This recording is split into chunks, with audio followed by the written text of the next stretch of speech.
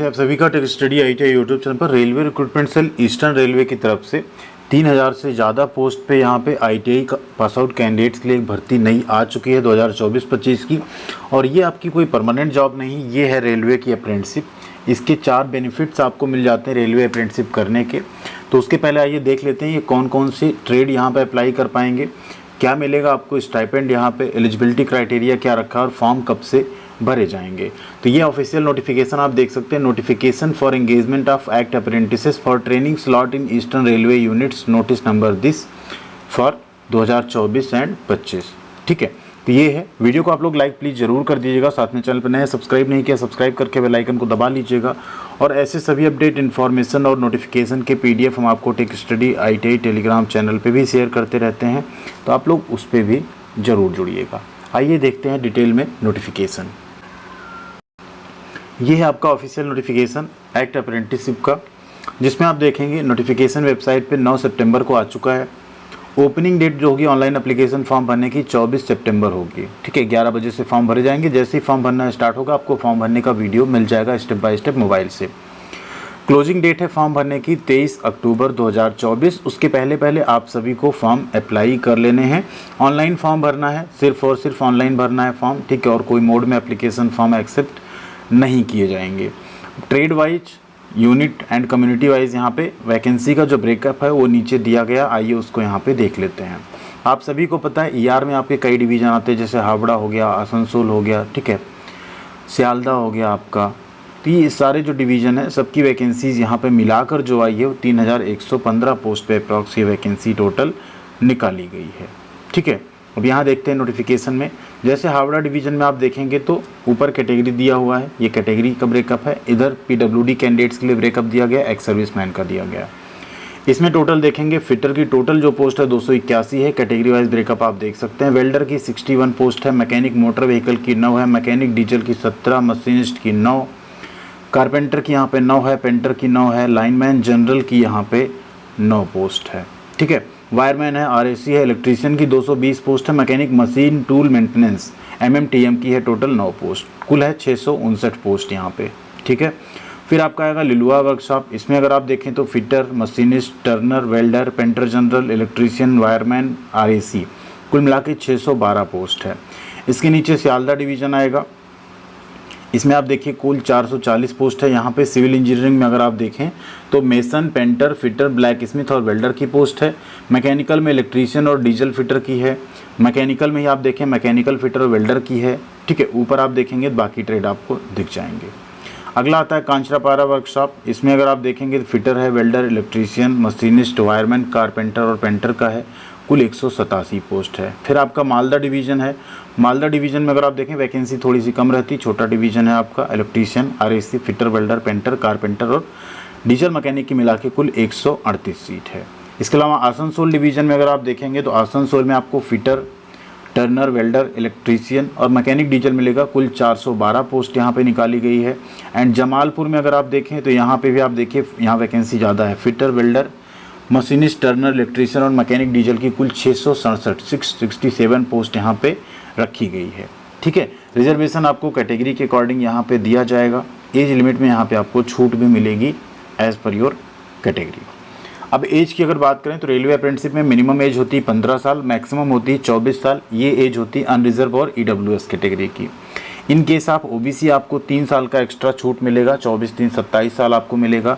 In case आप SC ST आपको 5 साल की एक्स्ट्रा छूट मिल जाती, 29 ईयर्स तक आप इसका फॉर्म भर सकते हैं। ठीक है, PWD कैंडिडेट्स को 10 ईयर्स की छूट मिलती है। PWD में भी रिजर्व कैटेगरी है तो उसकी भी आपको अलग से छूट मिल जाती है।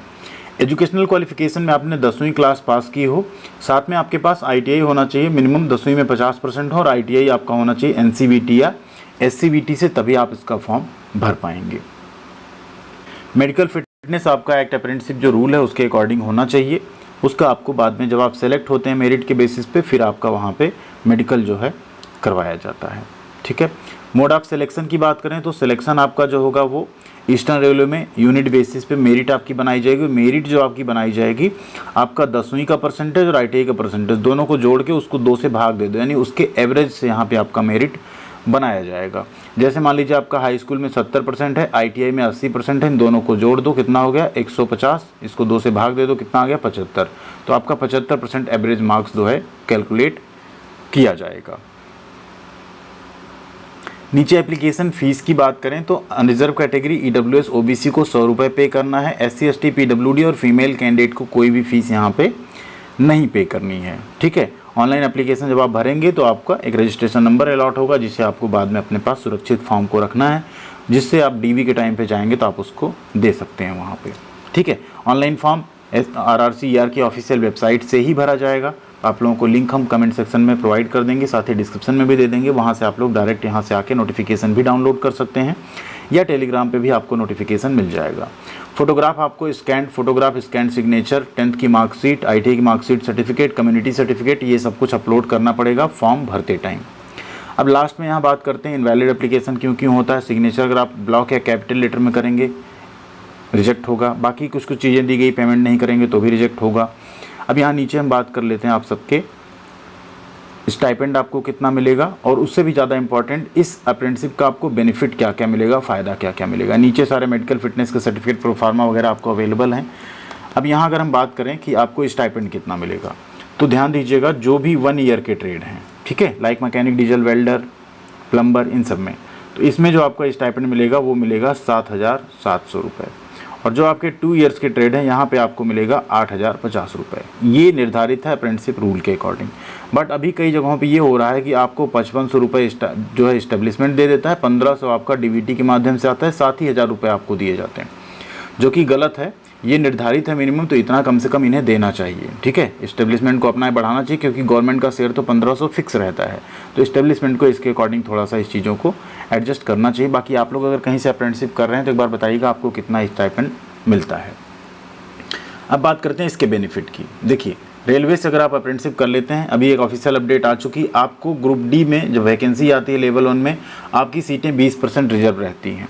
ठीक है, 20% रिजर्व भी रहती है। इवन अगर आप रेलवे से अप्रेंटिसशिप किए और नंबर काफ़ी अच्छा लाते हैं तो आप 20% के बाहर भी फाइट कर सकते हैं। दूसरा बेनिफिट आपको मिलता है, जो फिजिकल इफिशिएंसी टेस्ट होता है, जो लोड वगैरह लेके आपको दौड़ाया चलाया जाता है, उसमें आपको छूट मिल जाती है। और तीसरा जो सबसे बड़ा बेनिफिट है वो आपको मिलता है, जो आप 1/3 स्कोर करेंगे अप्रेंटिसशिप में, उसका 1/3 और 2/3 आपके CVT के मार्क्स जोड़ के आपका मेरिट बनाया जाता है। तो अगर आप ITI किसी से अप्रेंटिसशिप कर रहे हैं रेलवे में और 90-95%, 85% तक आप बना लेते हैं, तो इसका बड़ा अच्छा वेटेज आपको रिटन एग्जाम में मिल जाता है लेवल 1 के। फोर्थ बेनिफिट क्या है? फोर्थ बेनिफिट ये है कि अप्रेंटिसशिप ITI के बाद अगर आप कर रहे हैं तो ये अप्रेंटिसशिप आपके 1 ईयर्स के एक्सपीरियंस के बराबर मानी जाती है। इसके बाद अगर कहीं और ऐसी जॉब आती है जिसमें ITI प्लस 1 ईयर अप्रेंटिसशिप मांगा जाता है, जैसे BML में आती है, सेल में आती है, इंडियन नेवी में आती है, बेल में आती है, ठीक है, कई जगहों पे आती है, तो उसमें आपको इसका एक बेनिफिट मिल जाएगा कि आपने ITI प्लस अप्रेंटिसशिप की है, तो वहाँ भी आप फॉर्म भर पाएंगे। रेलवे के तो 3 बेनिफिट हैं ही, आपको यहाँ भी एक बेनिफिट मिलेगा। एक बेनिफिट आपको टेक्नीशियन में भी मिलता है रेलवे अप्रेंटिसशिप का। आपकी जो ट्रेनिंग होती है ना टेक्नीशियन में, वो ट्रेनिंग पीरियड आपको नहीं करना होता, आप डायरेक्ट टेक्नीशियन में ज्वाइन करते हैं।